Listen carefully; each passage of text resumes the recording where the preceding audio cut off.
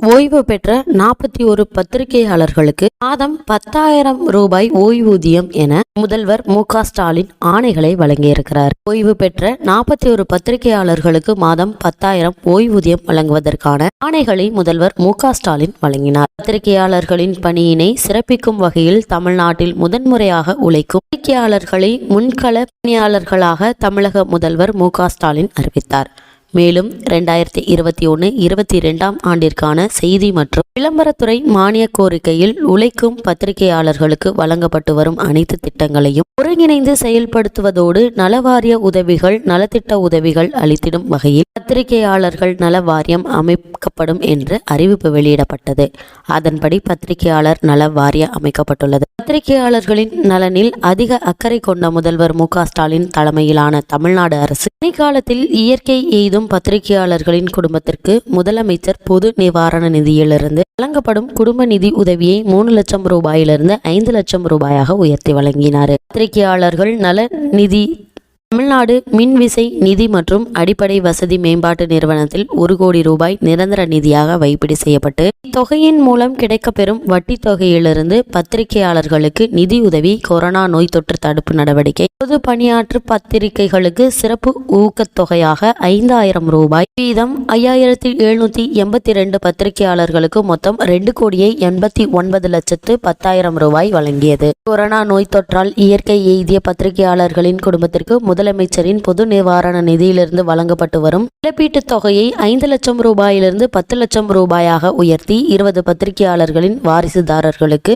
தலா 10 லட்சம் ரூபாய் வீதம் மொத்தம் 2 கோடி ரூபாய் இழப்பீடு தொகை வழங்கியது. பத்திரிகை துறையில் பணிபுரியும் செய்தியாளர்களுக்கு அரசு விருப்பம் ஒதுக்கீட்டில் சென்னை மற்றும் இதர மாவட்டங்களில் உள்ள தமிழ்நாடு விட்டு வசதி வாரிய குடியிருப்புகளில் குறைந்த வாடகையில் வீடுகள் ஒதுக்கீடு, பத்திரிகையாளர் நல நிதி இயக்கத்திலிருந்து வழங்கப்படும் மருத்துவ உதவி தொகையை 2 லட்சம் ரூபாயிலிருந்து 2,50,000 ரூபாயாக உயர்த்தியது. பத்திரிகையாளர்கள் அங்கீகார அட்டை பெற்றுள்ள அனைத்து பத்திரிகையாளர்களுக்கும் கட்டணமில்லாமல் பேருந்து பயண அட்டைகள் போன்ற பல்வேறு திட்டங்களை பத்திரிகையாளர்களின் நலவாழ்விற்காக செயல்படுத்தி வருகிறது.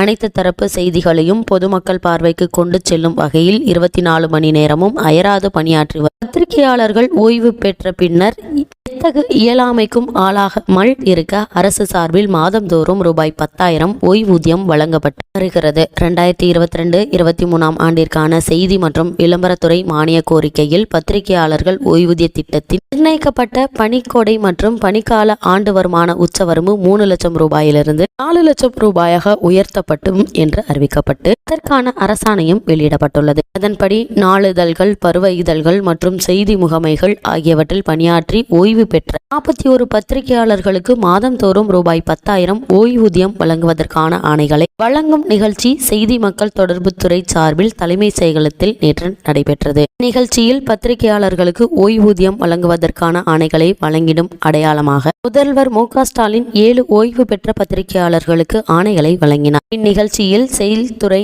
அமைச்சர் மு.பெ. சாமிநாதன், தலைமைச் செயலாளர் இறையன்பு, தமிழ் வளர்ச்சி மற்றும் செய்தித்துறை செயலாளர் குழு கூடுதல் பொறுப்பில் ம.சு. சண்முகம், செய்தி மக்கள் தொடர்பு துறை இயக்குனர் வி.ப. ஜெயசீலன் ஆகியோர் கலந்து கொண்டனர்.